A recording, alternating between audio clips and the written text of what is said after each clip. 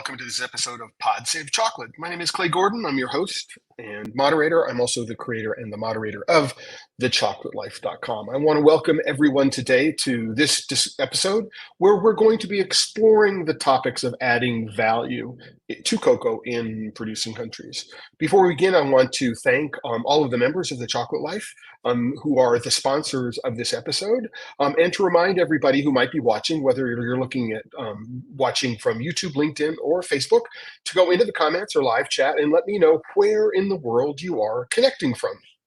Just let me know.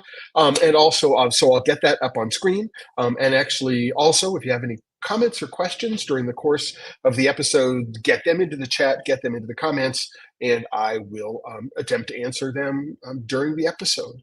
I also want to highlight the fact that we're starting an hour early today. So this is at 10 a.m. Mountain Standard Time, not 11 a.m. Mountain Standard Time. That may be confusing for some people, but I would like to get feedback from you in the comments as to whether you prefer this earlier starting time or whether you like the later starting time. As we start getting into longer days, I think starting a little bit earlier might be easier, and we'll find out what happens when daylight savings time changes. We'll figure it out. But I'd like to know if you like the 1 hour earlier starting time. It's a little more convenient for me going into the spring. I want to share with you, all of you, here is the homepage of thechocolatelife.com right now. You can go there. You can find everything there is to know. And if you do want to join the Chocolate Life, there's this little green button here. I know it says account here. That's because I'm logged in. But if you go it'll say join. Just click and you'll figure out the ways to join the Chocolate Life. And I realized that I've been away for a couple of days. This coming back from Nigeria, it's been a real challenge to get back into the time zone. I've also caught a really bad cold. And so I've been under the weather, and so I haven't been at my most productive for the last couple of days.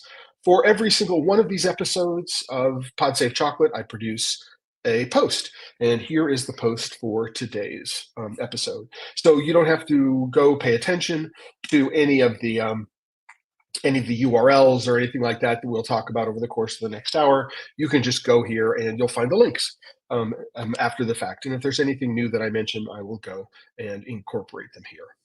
So with all that out of the way, let's talk about adding value in producing countries, adding value to cocoa in producing countries. And this is an extended discussion of something we talked about this past Friday, which was my trip report from my trip to Nigeria for International Cocoa Diplomacy's International Cocoa and Chocolate Forum a conference in Abuja and Lagos on the 9th and the 11th. Yes, the 9th and the 11th of January, where the theme was adding value in the country. And so I want to go into depth because I think it's really, really important to explore the concept of adding value. Right. And what does it mean? And are we doing a good job? And what are some of the opportunities associated with adding value? Because people who are longtime listeners, maybe on Clubhouse and the Chocolate Life Live, will know that I have often mentioned, I don't know if often is the right word, but I've mentioned, the idea is, about thinking outside the box. We're always asked to think outside the box. And Deepak Chopra, whom some of you may know, has said in order to be creative, it's not enough to think outside the box. You need to throw the box away. And my corollary to that is that it's not enough to throw the box away. You need to forget what boxes are. And so I want to think about or discuss how the status quo, the way we've been doing things for hundreds of years or more, might be influencing the way we think about adding value to cocoa in producing countries, and to suggest that the way we've been thinking about things gets in the way of innovation. So I think that's really, really important to consider. And so what I did is there's an overview of the episode, and the real question is, for most of recorded history, the focus has been on the seeds. So either the fermented or unfermented dried seeds. And when they weren't being used as currency, they were being turned into beverages. And that's for most of recorded history. That's how cacao was consumed.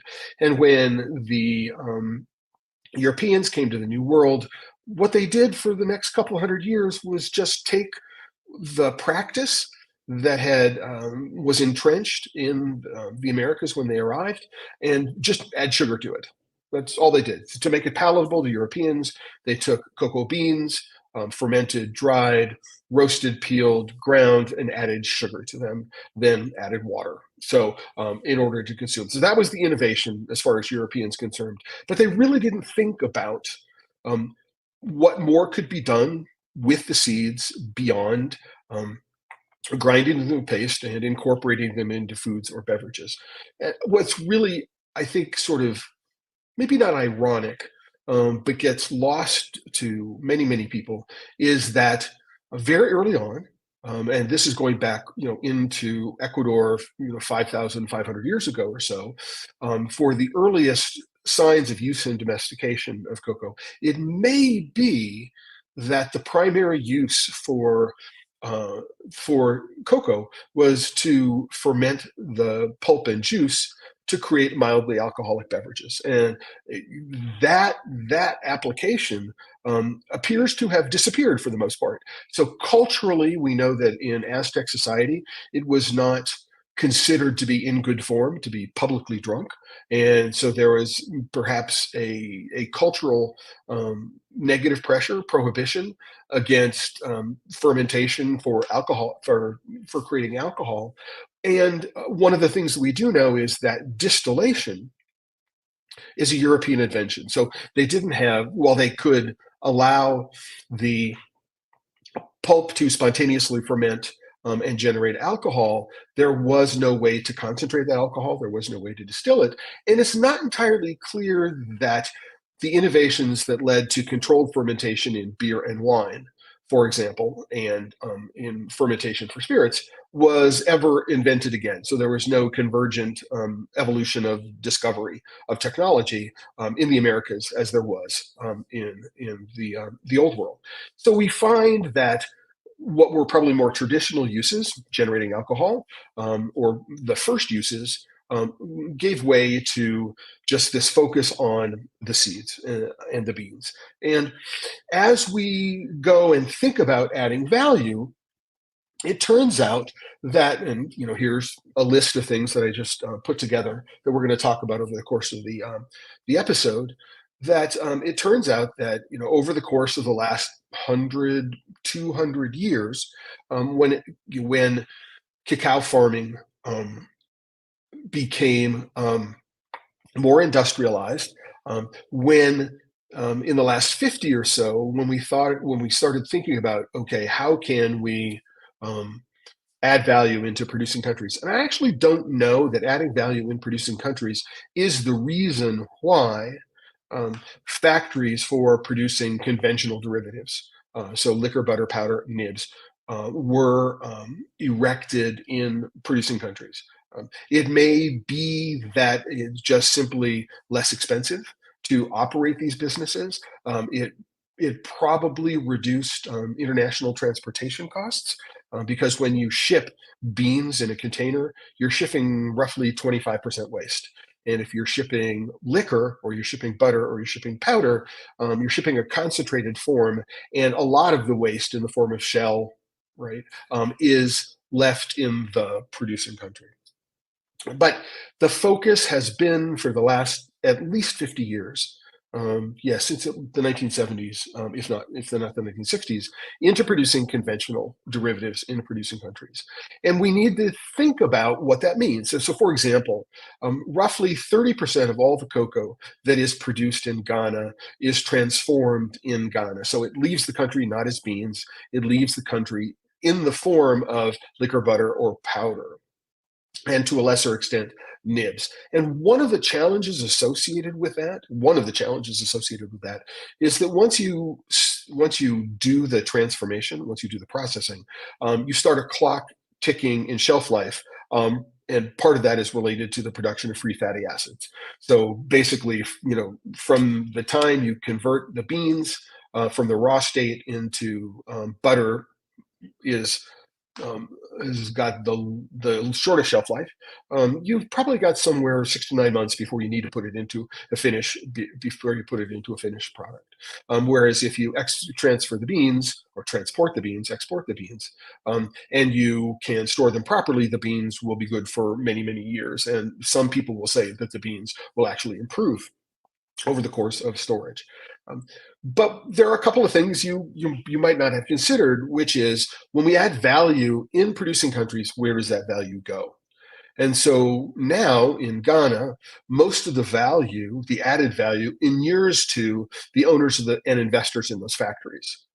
Right? So a company like, for example, Barry Callebaut, which has a processing plant in the Ivory Coast. I'm sure they have one in Ghana as well. They're adding value in the producing country. They are perhaps paying higher wages, paying taxes in the producing country, perhaps. But upstream, all the value inures to them. If when the president of Ghana said to the president of Switzerland, "We're no longer exporting beans," you're going to have to invest in processing infrastructure in Ghana.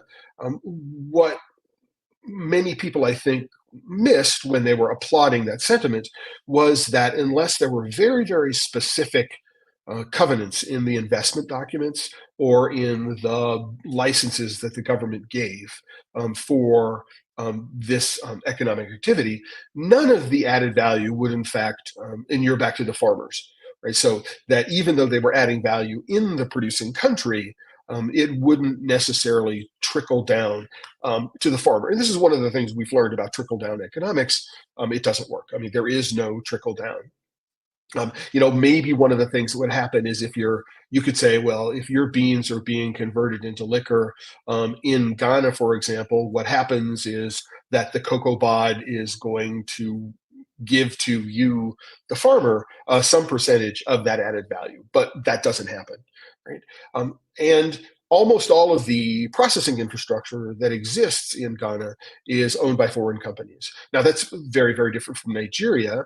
They have installed capacity to actually transform a significant portion of the harvest. Right now, there's only about 30% of the installed capacity is utilized, but all of the installed capacity is in fact owned either by the Nigerian government or by Nigerian companies. So the added value inures to Nigerians, right? Not necessarily to foreign companies. And so we need to think about beneficial ownership of these companies when we think about conventional derivatives. But in this particular case, and unless there is as I say, a specific covenant or some agreement, none of the added value in a producing country inures directly to the benefit of the farmer. And we need to be aware of that and ask, how can we address the systemic issues by perhaps seeing that there is some distribution of the value added component back to the farmers? Really, really important question. But that is, so we ask the question, what happens if we were to go from, okay, processing 30% of the cocoa that's produced in the country to processing 80% of the cocoa that's produced in the country? Well, number one, it would shift a balance in the supply demand equation. And it would, in fact, shorten the amount of time that the product had before it needed to be transformed into finished product. So it would make things less flexible. To some extent, the existence of a physical terminal market, so it means actual inventory of cocoa beans in inventory in the New York Exchange and the London Exchange and in the ports in Amsterdam and places like that, Antwerp, are important for being able to help reduce the volatility of price, and they're managed as a part of that. And so I don't necessarily know the mechanism by which the terminal market would be affected, unless you were to put, of course, liquor, butter, and powder as commodities to be traded, right? And at the moment, they're not. It's just the beans that are the commodities to be traded. So we need to think beyond conventional derivatives, right? Because number one is expanding a very, very high volume, low margin business, because that's what derivatives are. Very high volume, very low margin. And it's cyclical in that when the demand for butter is up, the demand for powder is down. And when the demand for powder is up, the demand for butter is down. There is a relationship having to do with prices based on supply and demand there. I don't know that trying to transform significant amounts more than is already being done makes an enormous amount of sense. I don't know that it makes an enormous amount of sense to install a whole lot of new capacity. I think what makes sense is to focus on maximizing or optimizing the use of existing capacity. And then if you do want to bring in new plants for transformation, that what you do is you think about fitting how do we meet the needs of niche markets. And this is one of the ways where government policy can direct where the market is going.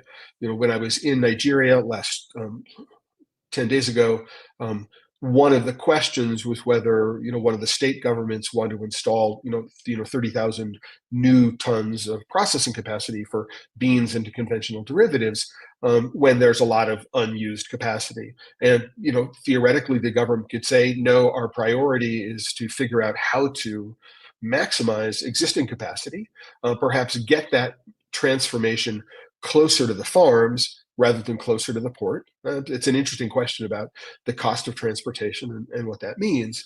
But also, what we want to do is we want to focus on innovation in derivatives processing. And so rather than doing very, very high volume, high minimum order quantities, not very flexible kinds of production in producing countries, what we can do is we can focus on much more just in time, much more nimble, much more flexible, lower minimum order quantity kinds of plants. And so that's one way where government policy could have an influence in how focus on how increasing the production of conventional derivatives in a producing country could go.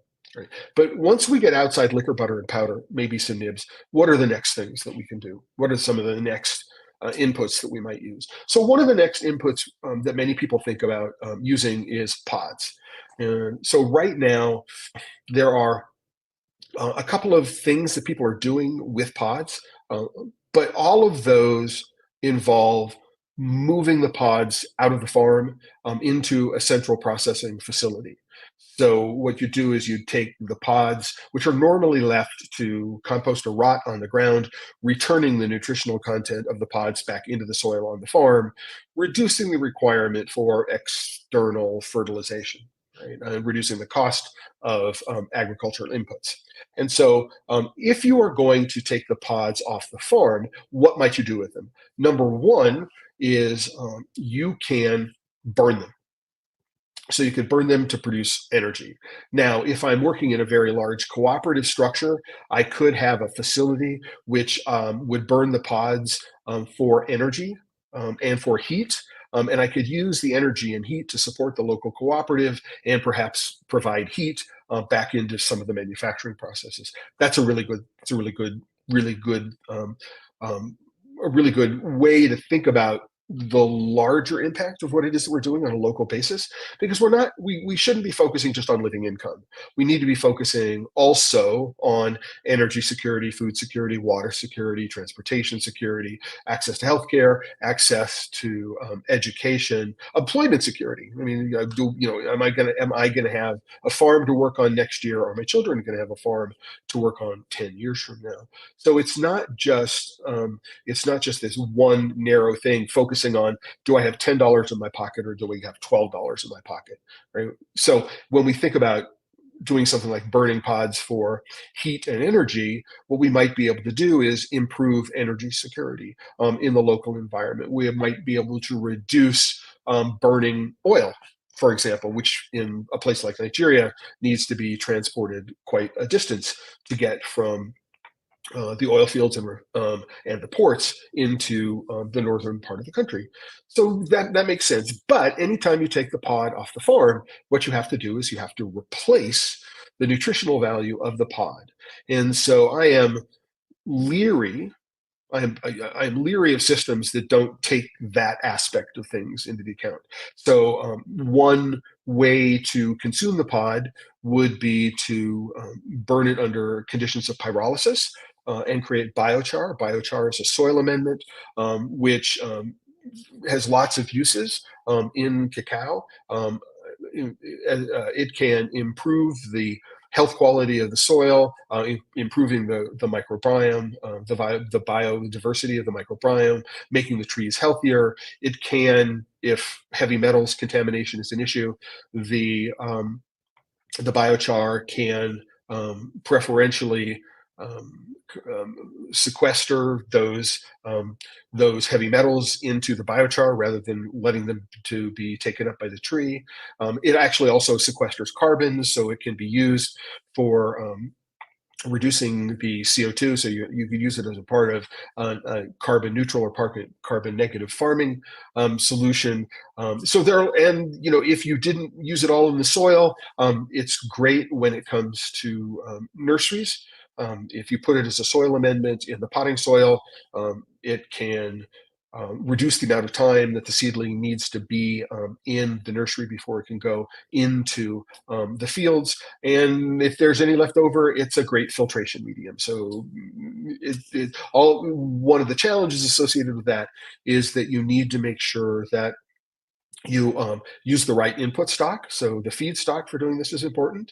So different feed stocks are so burning cocoa pods will provide a different biochar than burning, for example, cashew husks, just to say. I mean, and you might mix them, but then in terms of using it, you also want to make sure that when you grind it to a particular size. So there are some issues associated with that. So that's one of the things that you might do with pods. And you could also do that with any of the wood that's cut down in the farm. So if I'm pruning trees and I'm taking branches off because I want to really reduce the size of the tree, a lot of that probably wants to be left on the ground, especially the leaves, so that you can encourage the reduction of transpiration of water into the atmosphere. It's going to improve the pollinator population in the ground. Those leaves will, in fact, break down and compost and return the nutritional content to the soil. If you do it often enough, so you prune more often and you have a lot more flushing leaves, then your flushing leaves are much more efficient at pulling carbon out of the air than more mature leaves are. So we can think about all those things at the same time when we think about what to do with the tree itself. Right. So the pod, the leaves, and the wood. Now there are a couple of things that I have seen which again, there still is the need to return the nutritional content of the soil back to the farm.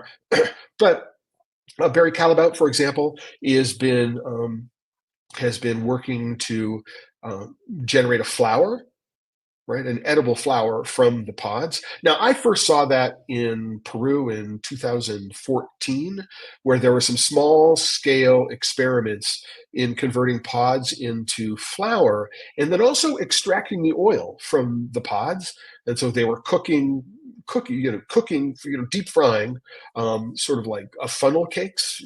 And the funnel cake batter was made from the flour of dried cocoa pods. So really, really interesting thing to do. When I was at the launch for the Calabout Whole Fruit Initiative in San Francisco in 2019, one of the things that they served with us was a cheese cracker, which was made from this flour, and it was stupendous. So I think that when we think about how to use things from the tree, that we can think about the pods as a fuel source, but the pods can actually be converted into a food source as well. Now, unfortunately, right, what we want to do, and we need to think about what we're doing, especially in places where grid scale power is not reliable, is we need to think about how we are going to provide a consistent source of energy to do all of these things. So if I wanted to do a large scale manufacturing project, I would need to make sure that I had some sort of large scale energy generation. Hopefully it's some form of alternative energy generation. But we do need to think about how we're going about doing that. And so using either using a biochar production plant which has a gasification component, so you take the carbon monoxide and the methane which is off gas during pyrolysis, and you filter it, and then you can use it to power generators, and these generators can generate electricity. So again, thinking about these things more holistically, and thinking about how you can address the energy security and other security issues of a community would be a part of adding value. It's not associated with, okay, just how do I, get this farmer, instead of having $10 in their pocket, having $12 in their pocket, but how can I improve their lives and livelihoods by making their day-to-day experience different and better. So absolutely, really, really important. For example, if we're going to build a plant like this, we want to be able to have an improved transportation infrastructure, better roads, and improved transportation infrastructure benefits everyone. And so transportation security needs to be a part of it, because if I want to get if I want to get to market or get to my products to market, if it currently takes me 3 hours on a dirt road that I can't, I might not be able to get down if it's rainy season, and I can replace it with something which is much more reliable. That's a really, really good thing as well. Um, Recently, so we'll go to point 3 on the list here. And by the way, if you're listening, you have questions, you have comments, just go in on YouTube. You can go into the live chat, and in LinkedIn and Facebook, you can go into the comments, post them, or just let me know where in the world you're connecting from, and I'll get that on screen. If you have other things that you think could be done with the pods, the leaves, and the wood which come from the trees, let me know. Any thoughts about any of the other things that you can read here, or that I bring up in the course of the episode, please just put them in the comments and I will get back to you.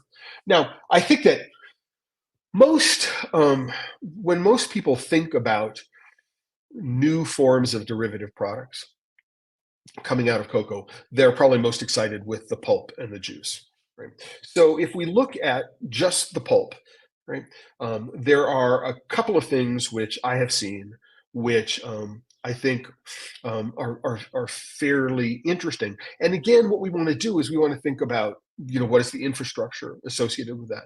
So one of which is, what can we freeze dry the pulp.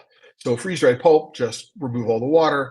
That absolutely can be done. Freeze dried pulp is available. You can actually get it from one of the collab partners with the Chocolate Life Cocoa Supply. They sell freeze dried cocoa pulp. There are a lot of interesting ways to go about using it. But another thing that you can do with the pulp is you can just put it into a dehydrator and you make fruit leather from it.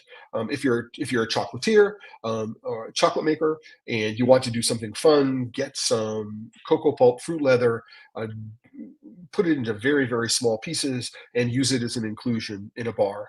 Madre Chocolate Hawaii Nat Bledder. Then Madre has this triple cacao bar, I think it's a triple cacao bar. It's chocolate nibs and fruit leather. Cocoa pulp fruit leather, absolutely amazing. It's great.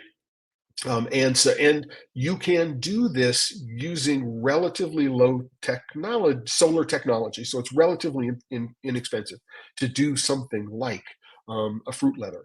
That's something you do the pulp. If you're going to get into freeze drying the pulp, that requires expensive infrastructure, and also the pulp needs to be packaged basically immediately, and it needs to be packaged in something which is got a very efficient moisture barrier, because the freeze-dried pulp is incredibly hygroscopic. If you open it up and you're not very, very careful, what's going to happen? It's going to get clump and get hard almost immediately. Very, very difficult to dissolve when that happens. Right.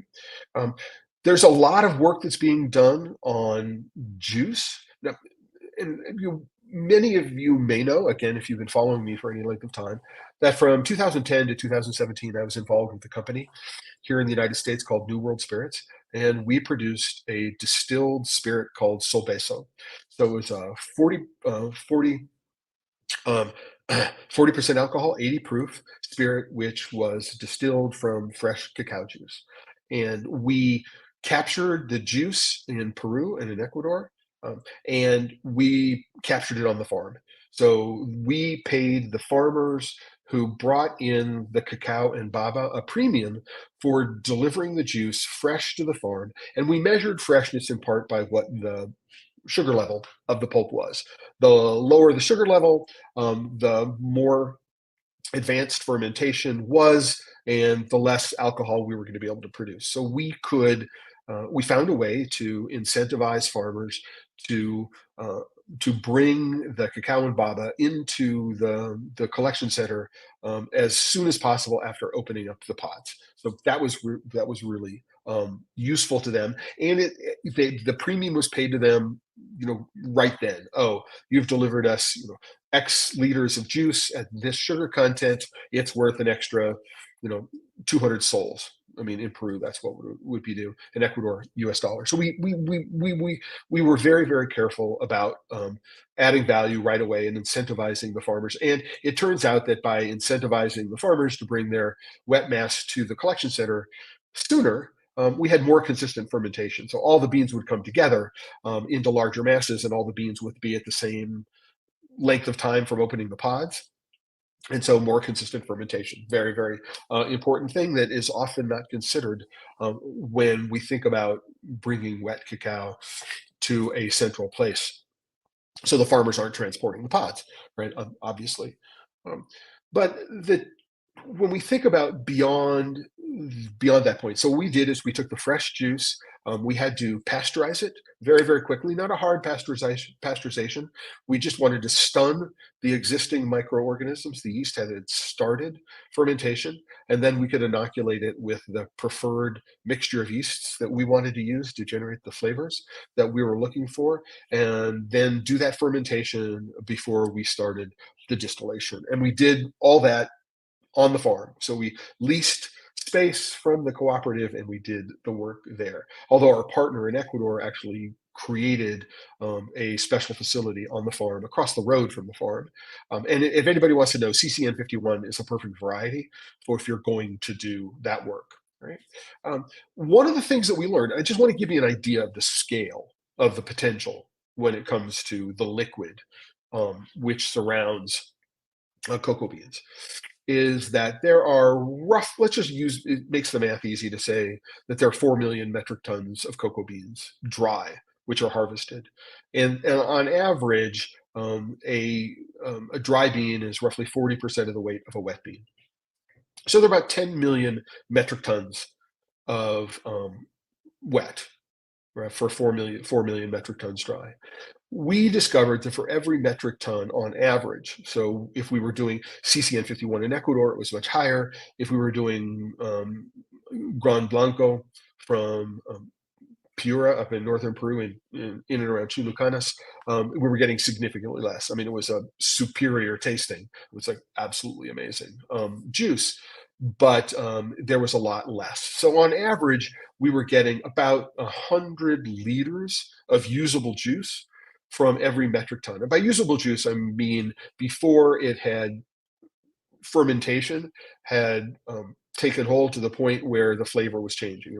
It had reduced in sweetness, and we're starting to develop fermentation flavors and bubbles from the fermentation. But if we have 10 million 10 million um, metric tons, right, and of wet cocoa, and for every metric ton we have 100 liters of juice, that's something like 1 billion liters of juice. And the vast majority of that juice, which is a lot of sugar, it's very highly acidic, it's just allowed to drain into the local ecosystem. And so one of the byproducts of collecting the juice is all that sugar and all that acid doesn't go into the local streams, for example, and kill fish, or it doesn't kill tree roots and things like that. If you might go to San Francisco de Macorís in the Dominican Republic, where there are some very, very large scale centralized fermentation facilities, the runoff needs to get treated as hazardous waste, right? Because it's just so acidic. So it goes into remediation ponds. It has to be oxidized and to sit there for some time before it can be released into the environment. But even in small scale, you can change the ecology of the local environment if there's just too much juice, which is allowed to run in the same place over long periods of time. Right? So we have 1 billion liters of juice. Right? So what can we do with that juice? Right? What are you going to do? Well, or the pulp. So, culturally in a place like Brazil, they'll take the pulp and they'll freeze it. And they'll do that in an icicle pops, or they'll use it as something that you could put into a smoothie. Absolutely amazing, absolutely wonderful. It's very, very high sugar. This is something we need to think about. But there's a lot of work in capturing the juice, right? Ghana, Coa Pure. There are lots of companies that are trying to sell cacao juice. And one of the challenges associated with cacao juice is that if you don't pasteurize it immediately, right? And that pasteurization, not a bad thing, but it does change the flavor, right? So it gets a cook flavor to what's going on. Um, Even a flash pasteurization, which is expensive technology to do at scale. So if you don't pasteurize it right away, you need to maintain a cold chain from the point at which you collect it, all the way through to the point of consumption. And trying to maintain a cold chain in the middle of a producing country, in a farming community, which is tens of miles, if not hundreds of miles, inland, for which the local grid is not stable. It's a challenge, right? And it's expensive to do. And so, what might you do, right, that don't require maintaining a cold chain? So, you know, I like the juice. It's not necessarily something I'm going to consume a lot of because it's very high sugar and very, very low fiber. I mean, if you are interested in consuming it, I would consume the pulp because of the pop fiber that's in the pulp, pectin. But I don't necessarily consume large amounts of juice because there might be more sugar in a serving of cocoa juice than there is in a serving of a carbonated soda. So you do need to go look at that. And while there may be some vitamins and minerals and other things, um, um, the question is that worth the calorie and the sugar uptake associated with it? So you can ferment. A natural fermentation will get you to roughly 4 to 5%. So you've got something in the range of a low alcohol beer. You can capture it and add some yeast and control the fermentation. So rather than wild fermentation, controlled fermentation can get you to 12 to 14% alcohol. So you have something in the range of wine, and you can do it as a sparkling wine or you can do it as a still wine. Both of them work. And I was so here is an example of one of those.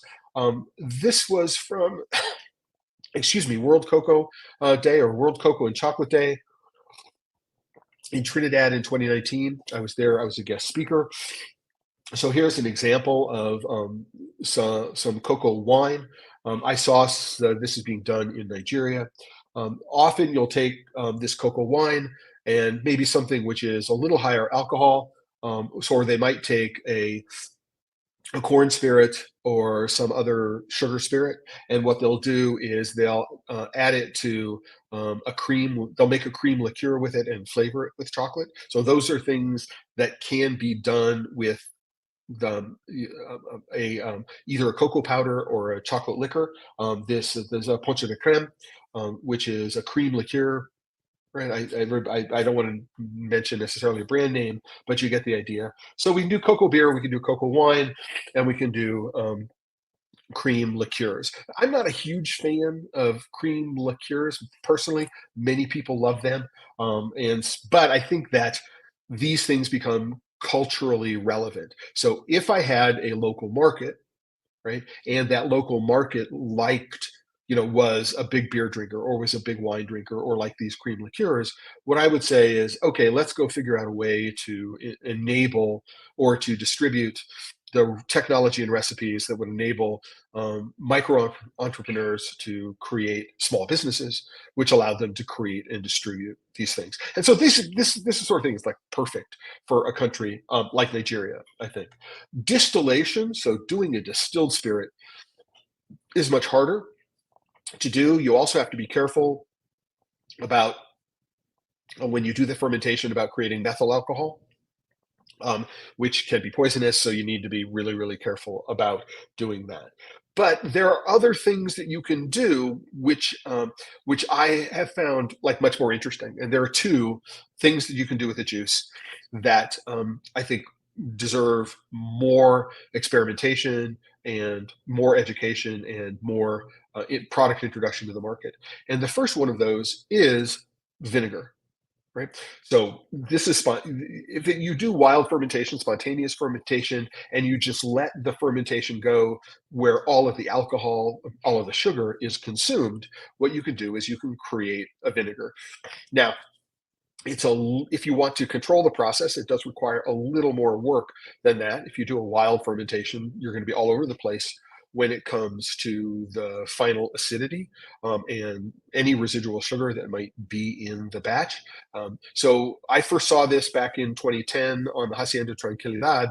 So it would have been in January of 2010 in Bolivia with Volker Lehmann. And he had been experimenting with vinegar production on the farm. And he gave me a small bottle of about 100 mLs of some 5-year-old vinegar, which had been aged in wooden barrels. And I can tell you, absolutely insane. Absolutely insane. So I think that there is a really, really interesting market for um, for um, for vinegar. We live in a time when gourmet vinegars are interesting. There are some really, really expensive vinegars, and so thinking about how to capture that juice and industrialize the production of vinegar, or do it in small artisanal scale, either one will work. I think is a great idea. I also This is something that was being done in Ecuador. There is a group that's taking the juice and they're boiling it down. And so they're by boiling it down and oxidizing, turning it brown, what they're doing is they're creating what looks like an Italian condimento, which would be a balsamic vinegar-like substance, but it actually doesn't go through the aging process for real balsamic vinegar, which is why they call it condimento. And this condimento, so it's this concentrated essence of the acidity and sweetness and fermentation funk. It sounds crazy, really, really, really good. It gets to about the consistency of maybe pomegranate molasses, and you can use it in the same way that you use something like a pomegranate molasses. You can use it as a glaze. One of the most refreshing beverages I ever have is put a little of this into a glass of seltzer, right, and stir it together. Absolutely refreshing, really, really wonderful, tart, sweet, um, tropical, really, really interesting beverage. So we can think about the pulp and the juice in ways that do not require a cold chain and that do not require technology, which is hugely expensive. I could imagine using the waste heat from a biochar production facility to be able to boil off, right, the water from juice, right? Really, really cool way of thinking about how to make those things make those things all work together. And again, um, it would be possible, relatively simple, with a small cascade to be able, or tray fermentation, to be able to capture the juice in a way that would easily enable the production of vinegar. And if I had 10 or 12 farmers working together in a cooperative, or if at a cooperative of a couple hundred or a couple thousand farmers, we could do this on very large scale. And we would have a market locally because vinegar is used in most cuisines in one way or another in cooking. And I think that's really, really, really, really a fun thing to think about doing, rather than trying to capture sweet juice and maintain its sweetness, and take it from a country and then export it, maintaining the cold chain, right, all the way through. Very, very energy intensive. And it I and is there yet to be a hugely commercially successful juice product? I don't know that there has been.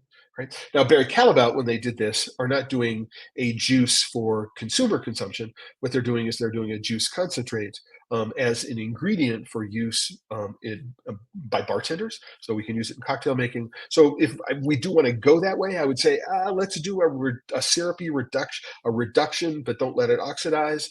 and then pasteurize it so it doesn't need to be refrigerated. That would be very, very cool as well. Again, it's an expensive infrastructure investment. But when Calabout was thinking about this, what they're doing is they've got a very large plant where they're doing all of these things in one plant, and then they're providing new employment opportunities for the local community. So I may be a cocoa farmer, but my children might learn to be a plant manager in this big new manufacturing plant. And so to some extent, they could be changing the social contract with the local community, the community surrounding the big plant.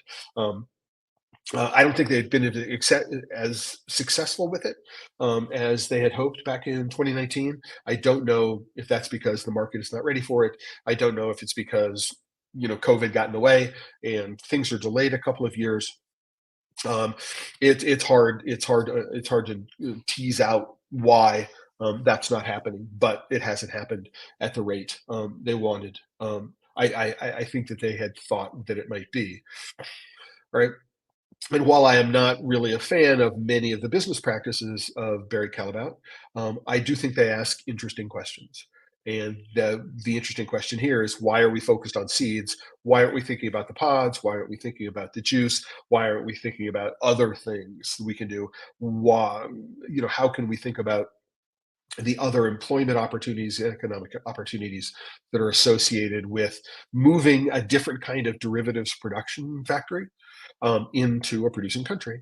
So they're not producing liquor, butter, and powder. They're producing flour, cocoa flour, and they're producing cocoa juice concentrate, and they're producing freeze-dried cocoa pulp, and they're providing a sugar which can be used as a sweetener. So they're thinking they're thinking in ways which go beyond brown, which I think is really, really important.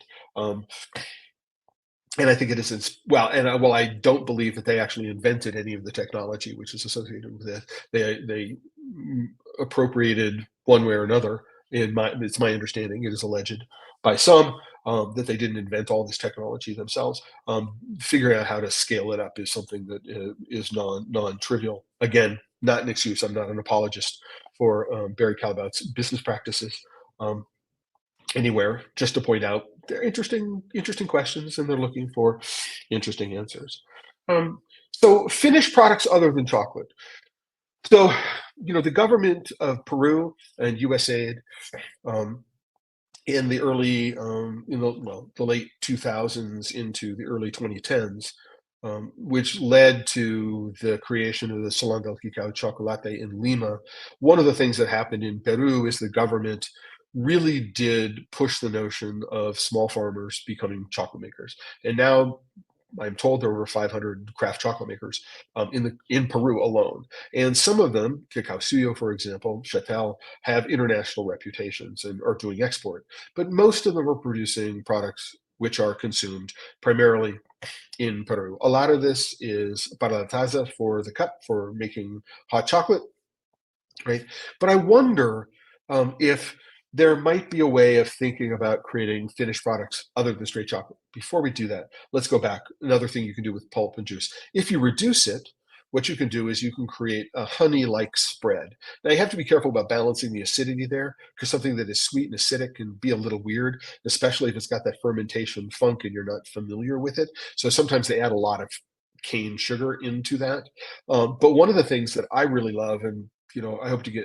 I've only seen it in Peru, and I've only seen it by one or two small cooperatives in Peru. Is you can take the placenta of the pod. So the placenta is the stem inside the pod to which the beans, the seeds, are connected. And if you chop that placenta up and you cook it in the juice as you reduce it and add sugar, you can create a marmalade.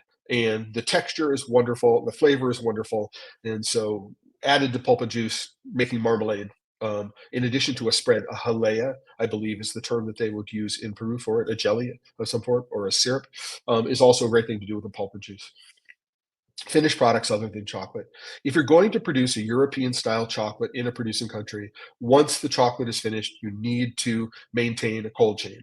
Right? And in a country where the grid is not reliable, getting everybody to produce a European style, highly refined chocolate, why? why are we doing that? I mean, why are we asking smallholder farmers or small cooperatives to become international business people? Right? What do they know about what the market in France wants for chocolate? They don't, right? So we need to be very, very careful about what we do with that. Are there other things we can create? And so there are a couple of examples that I saw when I was down in this is again from Trinidad in 2019. I just went through some of the photos. So this is a barbecue sauce that includes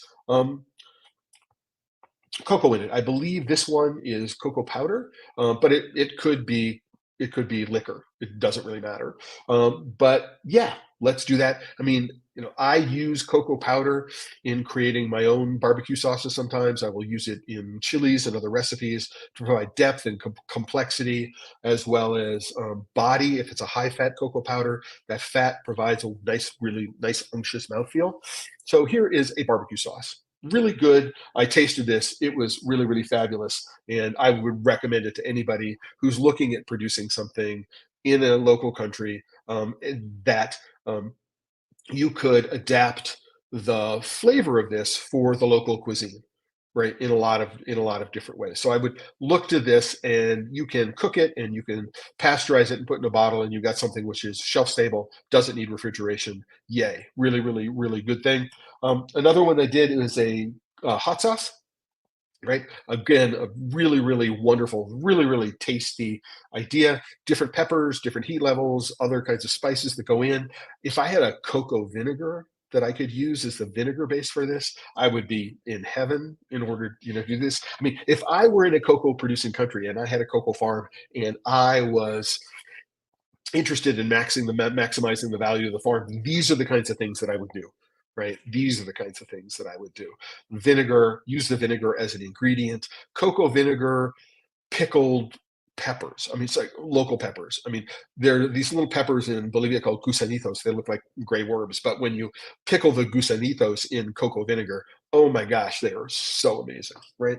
Um, I hopefully, I'm getting, the the gear wheels of the brain and the creative juices flowing for thinking about what you might be able to do. And a third one, again, this is from this one company at this one stand at the World Cocoa and Chocolate Day in Trinidad in 2019. Is mixing chocolate with local fruits. So this is a guava and chocolate spread, and so I could imagine, you know.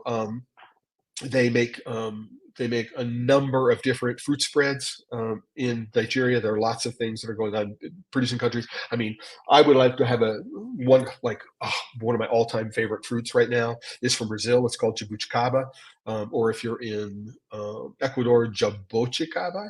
Same fruit. There's only one letter difference, but oh my gosh, it's like so amazing.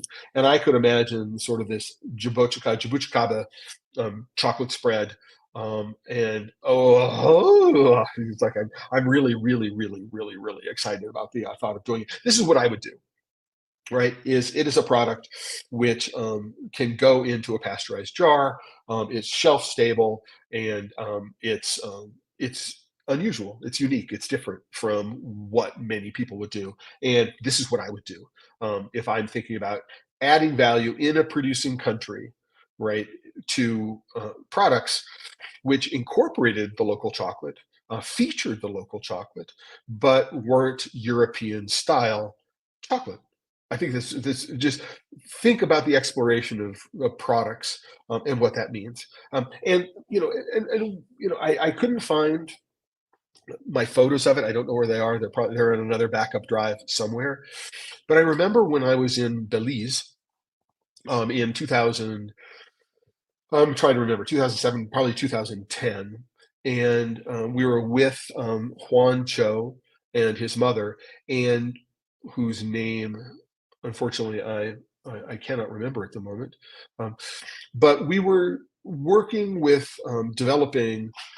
We actually spent a day with them, and we produced a recipe of theirs, which included roasting the beans on a comal, and then hand cracking and winnowing them, and then grinding them in a Corona grain mill, a couple of times with local vanilla, and then adding this paste to sweetened condensed milk and cooking it down, right? And cooking it down and creating a caramel that looked a little bit like a Tootsie Roll, right? So that's if you can get that kind of texture in your brain. And then these were slabbed and cut and wrapped in just wax paper. And so you have something which doesn't require refrigeration. It is relatively inexpensive to produce. It doesn't require a whole lot of expertise to produce, and individual pieces can be sold relatively inexpensively. Um, Sounds like a good thing to do. If you think about it, if you add one more ingredient to that, which is butter, right? You have the recipe for what the Brazilians call brigadeiro, right? And a brigadeiro is something that you could, again, doesn't require refrigeration, or it's a lot more shelf. It doesn't melt the same way that just a plain chocolate bar does. But the brigadeiro has become a staple of most Brazilian children's childhood, and they're everywhere. They're relatively inexpensive, and there are inexpensive versions which are candy, and then there are gourmet versions which will appeal to a much more upscale audience. So if I were thinking about doing a chocolate product, um, what I might do is try to do the local equivalent of a brigadeiro or something like that. So a can of sweetened condensed milk, some cocoa paste, mix it all together with some flavorings and spices. Really, really easy to do, and might make a great side hustle for a small farmer, a small side business. I want to, a business. Micro entrepreneurs could go in and do something and create products. Because I think that one of the challenges, and this is one of the things that was highlighted while I was at the International Cocoa and Chocolate Forum in Abuja and Lagos, is that it's important to think about adding value in a producing country and necessary to develop the local market, not just focus on derivatives for export or products for export. So, one of the things that we talked about a lot was in the nature of food security and nutrition. So, could you have as a part of the school feeding program, right? Giving every child who is in the school feeding program either a little aseptic container of chocolate milk, which might be vitamin fortified, or some ration of chocolate in some form, right? Which could be a part of the daily the diet on a daily basis. And by doing so, what you might find is that you've added value in the producing country, and what you've done is you've addressed issues of food security and nutrition, right, for the children. And you might find that what you're doing is you're consuming a significant portion of um, the local supply of cacao that's being grown in the country. I think one of the estimates is somewhere like a third to a half of all the cocoa grown in Nigeria. That if you wanted to divert it into the school feeding program, that's the scale for what we're talking about. Now, Nigeria is about 220 million people, so roughly two-thirds the population of the United States. Of that 220 million people, roughly 440 million are in the ag sector. So they're involved in some sort of agricultural activity, and a lot of it is rural. And improving the diets of the children in school would be a real valuable thing to do. And so, to focus on adding value in a producing country, we need to look beyond, again, just what a lot of people think about is living income.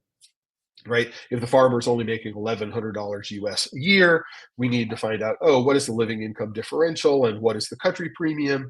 And it turns out that when you look at both of those things, you end up in a very, very complicated pricing structure that has different value to farmers in different countries. So, because the way the economy of cocoa, the market of cocoa, the cocoa sector is controlled in Ghana, it doesn't respond to volatility, and it doesn't respond well to these kinds of premiums, and ensuring these premiums make it all the way down to the farmer.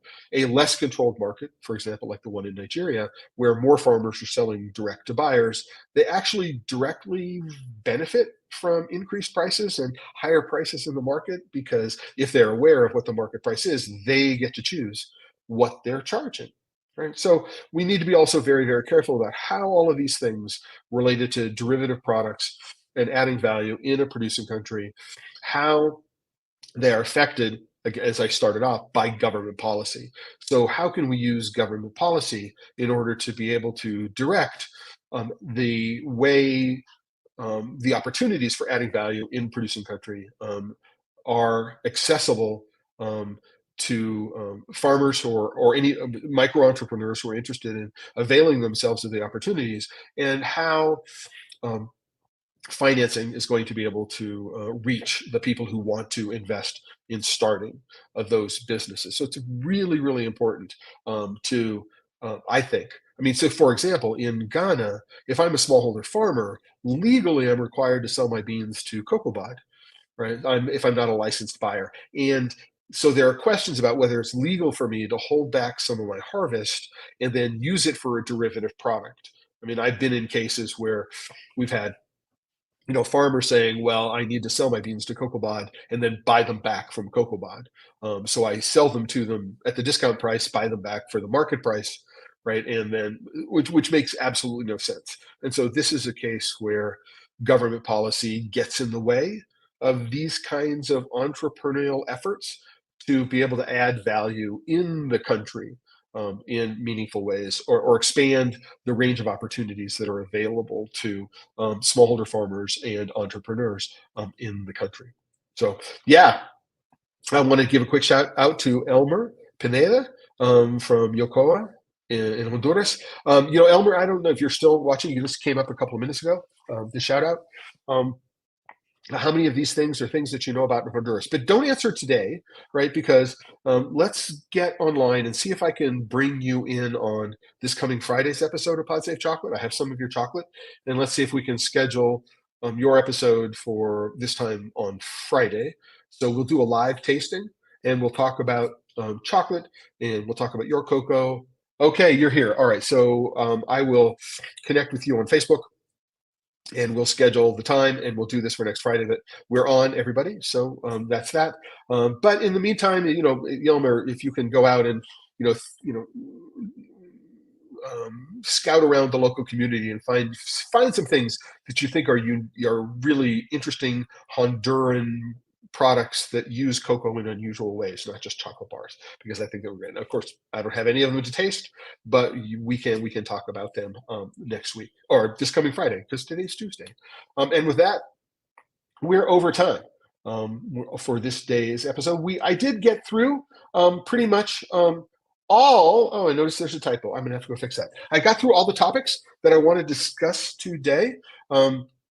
Thanks to Elmer for doing his shout out. If you're watching here, just before ending, I know this might be a little confusing right now because I ended up starting 1 hour earlier today. We're getting into more daylight, so sunrise is starting a little bit earlier. So we're getting through the middle of winter and into the start of spring. What I want to do is I want to think about starting these episodes 1 hour earlier each week. So if you think that's a good idea, let me know. If you think it's a bad idea, let me know in the comments. But I'm moving towards a 10 o'clock Mountain Standard Time, so 9 o'clock in the West Coast, 11 o'clock on the East Coast, 12 o'clock on the East Coast, and then 5 p.m.